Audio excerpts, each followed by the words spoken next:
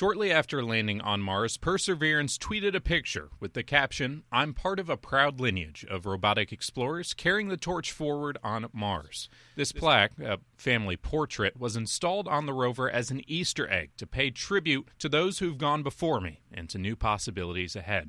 Mars's robotic inhabitants began with Sojourner, part of the Pathfinder mission in the late 90s, which was only about the size of a microwave. The follow-on missions, the Mars Exploration Rover missions, those were about the size of a golf cart. So we're landing heavier stuff. The engineering was quite a bit more complicated. And you move on to Curiosity. We moved from a golf cart to the size of a Mini Cooper. And now we've got something we're landing a ton of robot on the planet.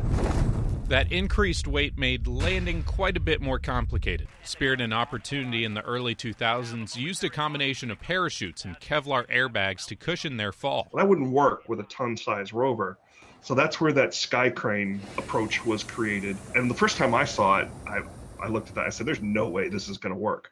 But it worked nearly flawlessly.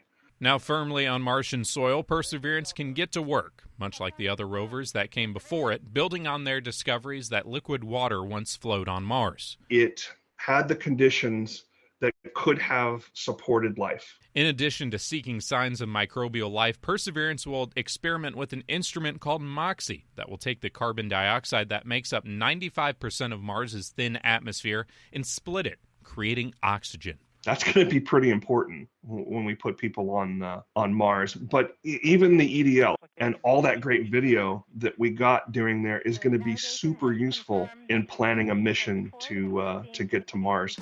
Just like how the Mercury and Gemini missions taught us to go to the moon with Apollo, the lessons and skills learned with each rover expedition has put us closer to our first human voyage to another planet in the near future. We still have a ways to go, but by looking back, we can see how far we've come. For this week's Moment of Science, I'm Storm Team 2 meteorologist David Dixon.